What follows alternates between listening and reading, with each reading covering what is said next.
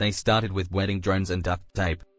Now, they're taking out nuclear bombers thousands of miles inside Russian territory. Ukraine's drone revolution has left the world stunned, including US officials who can barely believe what they're seeing. In just 3 years, Ukraine has transformed from a nation with barely any drone capability into the undisputed master of drone warfare.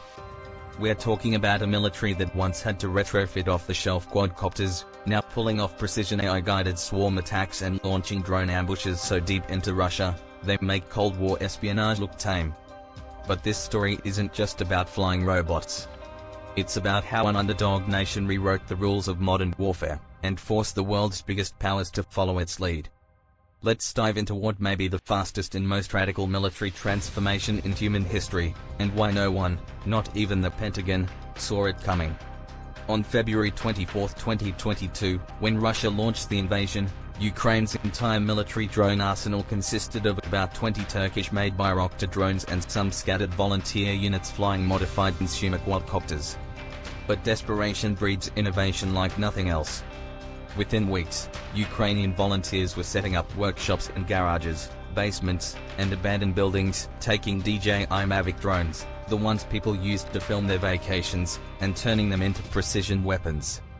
Both military and volunteer enthusiasts would outfit drones with grenades with zip ties and electrical tape, creating slow-guided missiles that cost maybe $2,000 if we're generous.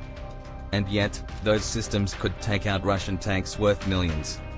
The key here is that Ukraine has exploited Russian tank vulnerabilities. The thin armor plating near the turret provides a key access point to the spare ammunition inside the tank.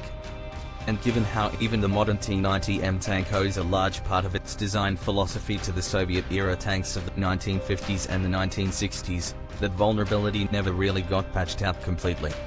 So regardless of what tank Russia deployed to the front, it could meet the same fate at any time. Of course, the initial system was full of downsides despite its potential. For one, the small drones could only feasibly carry a single grenade or another small ordnance. The drone's slow speed and low maximum altitude around 200 to 300 feet, combined with a small 3-mile range from its controller, meant that they could only be used directly on the front and spotted and taken out by regular gunfire. But these drones would end up being just the start of a major technical progression into the first-person view drone revolution. Most FPV drones that Ukraine would end up using after 2023 started as racing drones. Enthusiasts use controllers with monitors on them and race the drones around abandoned buildings or nature parks while avoiding obstacles. Ukraine took that same technology, slapped some explosives on it, and suddenly had kamikaze drones that could thread the needle between trees, dodge defensive fire, and slam into targets with surgical precision. The detonation method for most of these drones was simple enough. When the payload collided with anything at a high enough speed, it would simply explode. The targets remained the same: tanks and infantry support vehicles, vital pieces of equipment, and even human troops. The numbers tell an incredible story. In 2023, Ukraine produced close to 600,000 FPV drones. By 2024, Ukraine announced they were ramping up that number to 1.5 million drones of all types. At 2025, they're setting a goal to produce 4.5 million FPV drones alone. That's more than 12,000 drones produced every single day. To put that in perspective, Ukraine's drone production is outpacing Europe's artillery ammunition shipments to the country, which were estimated to be almost 1 million in 2024. And while artillery shells are basically expensive bullets that leave the barrel on a parabolic trajectory, drones can be guided, rerouted, or even recalled if they get compromised. One of the major advantages of these drones is that they are light, incredibly easy to transport, and don't require significant supportive equipment. Most importantly, they could be operated via the internet so long as the drone's receiver could connect to cellular data. All of these factors would make them prime candidates for conducting the famous Operation Spiderweb. This is where Ukraine proved it wasn't just good at improvising anymore. The country's drone squads were operating at a level that even seasoned military professionals found hard to believe. Ukrainian intelligence spent 18 months planning an operation to hit Russian strategic bomber bases, not the ones near the border where you might expect drone attacks, but bases deep inside Russia, with one of them 3,000 miles away in Siberia. That's like launching an attack from New York and hitting targets in Alaska. Here's how they pulled it off. Ukrainian operatives smuggled drones across 5 Russian time zones using cargo trucks with retractable roofs. Military-grade drones were tucked away in fake shipping containers rolling down Russian highways. Ukrainian drones hit Belaya Air Base in Siberia, Alenia Air Base in the Arctic Circle, and 2 major air bases relatively near Moscow itself, Ivanovo and Dyagilevo. Satellite imagery later confirmed the destruction of at least 12 to 13 aircraft, with Ukrainian sources claiming they took out 41 total, which would be about a third of Russia's entire strategic bomber fleet. And Ukraine took them out with drones that cost maybe $400 each. The psychological and geopolitical impact was massive. For the first time since World War II, a non-nuclear power had successfully attacked nuclear-capable strategic bombers deep within a nuclear power's territory. Russia started putting old car tires on their remaining bombers' wings, hoping it would somehow protect against drone attacks. But let's talk about how exactly Ukraine pulled off what might be the most impressive industrial transformation in modern history. Remember, this is a country that was getting bombed daily while building the world's most advanced drone industry from scratch. The traditional way countries build military capabilities is through massive defense contractors, billion-dollar facilities, and procurement processes that take decades. Ukraine went in a different direction, creating a distributed network of over 500 suppliers ranging from major companies to literal garage workshops. And the military gave these suppliers a generous budget that was directly coming from NATO financial and military donations. What ended up happening was an exponential growth of drone manufacturing capabilities. Based on the yearly figures mentioned earlier, you'd think they managed to double or triple production year over year. But the reality is far more impressive. In early 2024, Ukraine was producing about 20,000 FPV drones per month. By January 2025, they'd ramped up to 200,000 per month. That's a tenfold increase in production capacity in less than 12 months, accomplished while under active bombardment. And these new factories weren't just cranking out cheap junk. The success rates of these drones improved from about 30% in 2022 to 70% for high-quality systems by 2024. So Ukraine was making more drones while also improving their reliability and performance at the same time. It basically went against the common pick 2 from fast cheap good trope of business services. Of course, we can't underestimate the costs of creating these programs from scratch. But even there, Ukraine had managed to turn traditions upside down. Ukraine allocated over $2.5 billion for drone procurement across 2024 and 2025, signing contracts with 76 different companies, ranging from small production to full-scale factories. Overall, the country is spending around $60 million per month to distribute drones. But that entire investment was a drop in the bucket compared to the $250 billion that NATO has donated to the country throughout the first 3 years of the war. And yet, Ukraine's drone industry ended up outputting capabilities that would have cost hundreds of billions using traditional military procurement, as drones were responsible for 60 to 70% of Russian equipment destruction in 2025. It's impossible to discuss how drones upended the concept of warfare without going deeper into the actual drones themselves. Unfortunately, there are dozens of types of drones scattered across several different categories. Let's start with the bread and butter of Ukraine's drone arsenal, the FPV attack drones. These are the descendants of those racing drones we talked about earlier, but they've evolved into something much more sophisticated. The most successful models include the KH-S7, Colibri, Hummingbird, and the Shrike. Now, these might not sound intimidating, but think of them as flying guided missiles that cost about $400 to $500 each. The basic concept is an exercise in simplicity. Take a racing drone frame, add an explosive payload weighing between 1 and 3 pounds, stick a better camera on the front and a larger battery to account for the increased weight, and you get a precision weapon that can take out $1 million tank. But Ukraine didn't stop with basic attack models. They developed interceptor drones specifically designed to hunt other drones. They look like fighter jets the size of pizza boxes, capable of hitting 300 kilometers per hour, that's 201 miles per hour, while carrying small explosive charges. Some of these interceptor variants got really creative, using simple wooden sticks aimed at enemy drone propellers. It's not exactly high-tech, but devastatingly effective, and best of all, repeatable. If the drone manages to untangle itself from the target once the propeller is out, it can fly back to base and even get a new stick. Then there are the fiber optic controlled versions, which might be the most backward-looking technical solution of the entire war. As electronic warfare got more sophisticated, radio-controlled drones would end up getting jammed by developing Russian and Ukrainian countermeasures. So both sides ended up going back to the drawing board to implement 20th century solutions for a 21st century problem. They ran cable-powered drones. These drones are connected to hair-thin fiber optic cables that stretch up to 12 miles behind them, providing completely jam-proof connections. It's like the world's deadliest kite string. And to showcase just how prevalent they've become, soldiers have started finding birds' nests made from cables left over from downed drones. However, short-range first-person view drones tell only a part of the story. To really underscore how effective drones can be, we need to turn to the other aspects of warfare, such as the Navy. The first thing you need to remember here is that Ukraine doesn't really have a navy. When Russia invaded, Ukraine had maybe a handful of patrol boats and some coastal defense systems. While its coast is 1,200 miles long, all of it is on the isolated Black Sea, making an international naval invasion practically impossible. Unless, of course, that invader was Russia, which had an entire Black Sea fleet with dozens of warships, submarines, and naval aviation. So what did Ukraine do? It invented an entirely new category of naval warfare.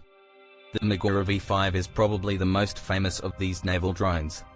Picture a small speedboat, maybe 18 feet long, packed with explosives and controlled remotely. The drone is deployed on the water, a process that Ukraine practically pioneered for actual combat. But here's where it gets wild: Ukraine started adapting these things for roles nobody had ever tried before. In December 2024, a Magura V5 equipped with R-73 air-to-air missiles successfully shot down a Russian helicopter. A robot boat destroying an aircraft had literally never happened in the history of warfare before Ukraine figured out how to do it. The other part of Ukraine's sea drone arsenal is the Sea Baby drone, which serves as Ukraine's heavy hitter for naval operations. These systems were responsible for the dramatic attack on Crimean Bridge in July 2023, and they've been systematically hunting Russian warships ever since. Modified versions were equipped with heavy machine guns and started engaging Russian helicopters, essentially turning robot boats into floating anti-aircraft platforms. The strategic impact has been incredible. Ukrainian naval drones have sunk or destroyed 10 Russian warships in 21 confirmed attacks. Russia went from having naval supremacy in the Black Sea to being afraid to operate its ships anywhere near Ukrainian waters. This development was unprecedented in naval history, a fleet being systematically defeated by a nation that didn't even have a traditional navy. Additionally, to truly understand how dramatically Ukraine's capabilities evolved, let's look at their long-range strike program. These aren't the small tactical drones we've been talking about so far. They are essentially cruise missiles built in Ukrainian workshops. The UJ-22 was one of the early success stories, a winged design that could hit targets up to 500 miles away. But Ukraine's engineers weren't satisfied with that range. By 2024, their long-range drones were routinely hitting targets over 600 miles from Ukrainian territory. Ukraine's military intelligence spokesperson Andriy Yusov commented that Ukrainian long-range unmanned aerial vehicles can hypothetically operate up to 2,000 kilometers, or 1,200 miles, away from the country. The production numbers for these long-range systems show how seriously Ukraine takes this capability. The aim is to produce 30,000 long-range drones in 2025, enabling dozens of drones to strike Russia each day. This is in contrast to 2024's procurement numbers of around 6,000 units. The five-fold increase in drone procurement will allow Ukraine to continuously expand its list of potential targets inside Russia, which includes vital ammunition storage, control centers, military bases, oil refineries, and even threatened population centers when needed. Two large attacks in August and September 2024 targeted the area of the Russian capital itself, aiming for crucial industrial buildings. This showcased the capabilities of Ukraine's drones to the Russian public, which is under constant pressure from the Kremlin's propaganda. And even the systems and tactics that the drones used changed. The original batch of long-range drones were essentially slightly slower missiles with smaller ordnance that had limited guidance and correction capabilities. The range and Maneuverability steadily grew, but they were still locked onto a target from launch to detonation. But the latest evolution is the B-1 dive bomber, designed to loiter in the air for hours before selecting and engaging targets.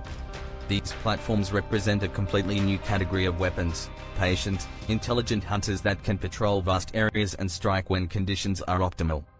The capabilities of Ukrainian drone operators to deftly deploy small drones, maneuver them around Russian defenses and countermeasures, and achieve impressive accuracy are nothing short of remarkable. This underscored how much experience the Ukrainian troops have accumulated over 3 years, making them some of the most capable military units in existence. One of the most notable units is the famous Magyars birds, which published monthly statistics for March 2025 showing over 11,600 sorties, or operations, of drone launches alone, culminating in over 5,300 attack targets spread across Russia's buildings, major military equipment, and troops. But human operators could become even deadlier if they get assistance from artificial intelligence systems. This is where things get really futuristic, and where the implications for future warfare become almost scary. One of the key ways artificial intelligence develops is through absorbing real-life footage and data, processing it, and creating connections and patterns between these scenarios. Without it, AI has a difficult time differentiating targets and even flying the drone in the first place. This is where the sheer scale of drone warfare in Ukraine comes in. A non-profit Ukrainian digital system called U.S.A is just one of many systems that centralize and analyze video feeds from drone footage. According to the company's founder, Alexander Dmitriev, U.S.A has been given access to feeds from over 15,000 drone crews working on the front lines, collecting 2 million hours, or 228 years, of battlefield video from drones from 2022 to 2025. That's a monumental amount of data that could be used to train the system to distinguish between friendly and enemy positions as well as prioritize vital enemy equipment. And the potential for using these drones will only grow. In 2024, Ukraine had used only 10,000 drones with built-in intelligence systems, which is a small fraction of the 1.5 million produced in the year. Considering the threefold year-over-year increase, we might be looking at 30,000 or more of these drones in 2025. But those drones have a chance to be significantly more effective than human-guided ones. Here's how this works in practice. Traditional drones require constant human control. A pilot has to guide them to the target, identify what they're looking at, and decide when to attack. An AI-guided drone can do much of that on its own. Reportedly, AI has been able to identify 64 different types of military targets automatically, navigate to objectives even when they lose contact with human operators, and make basic tactical decisions in real time. And this was back in late 2023 before those millions of hours of footage could be put to use to further refine the systems. Accuracy and reliability could perhaps be the most affected by AI guidance. Manual drones succeed in hitting their targets maybe 10 to 20% of the time. Smart drones with integrated intelligence? They're hitting 70 to 80% success rates. That means instead of needing 8 or 9 drones to guarantee hitting a target, Ukraine might only need 1 or 2. But here's where it gets really interesting. These smart systems can work together in ways that human operators simply can't match. Multiple drones can coordinate attacks, share targeting information, and adapt their tactics based on what other drones in the swarm are seeing and doing. It's like having a hive mind of flying robots that can outthink and outmaneuver human defenders. The spiderweb operation we talked about earlier? Those drones used smart systems to find and strike their targets even when they lost contact with Ukrainian operators thousands of miles away. Once they set off and received geo-locked data on a stationary target, the robots literally completed their missions on their own. Ukraine's DELT situational awareness system serves as the brain that coordinates all of this. It connects acoustic sensors, reconnaissance drones, attack platforms, and human operators into a single networked intelligence system. It's the sort of battlefield-only internet where every sensor, every drone, and every soldier can instantly share what they're seeing and coordinate responses in real time. And Ukraine's successes aren't just important for Ukraine. Remember that we started by suggesting that the US is ordered what Ukraine is doing? Well, that's because pretty much every nation out there is now scrambling to keep up. NATO immediately established the Specialized Joint Analysis Training and Education Center, or U.S.A in Poland to study Ukrainian innovations alongside Ukrainian developers.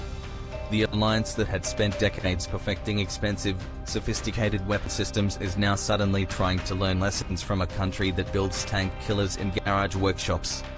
The United States launched something called the Replicator Initiative. On the surface, the Department of Defense reported that it's an investment to counter China's increasing capabilities. However, the actual reason for its existence lies in its name, replicating Ukraine's approach of producing large numbers of low-cost autonomous systems. The Pentagon's 2025 budget included $1 billion specifically for expanding attack drone production while cutting funding for some traditional helicopter programs. China's response was even more dramatic. The People's Liberation Army completely reorganized its strategic support force, creating 3 separate branches focused on the kind of integrated drone electronic warfare operations that Ukraine had perfected. And this is just the start. European nations launched the largest rearmament effort since the Cold War, with over $841 billion in US dollars in new defense spending approved across the bloc. Countries reinvigorated military spending loans and incentives to rearm Europe in light of Russia's increased aggression toward the West. And this all stems from the inherent economic paradigm shift from the prevalence of drone warfare.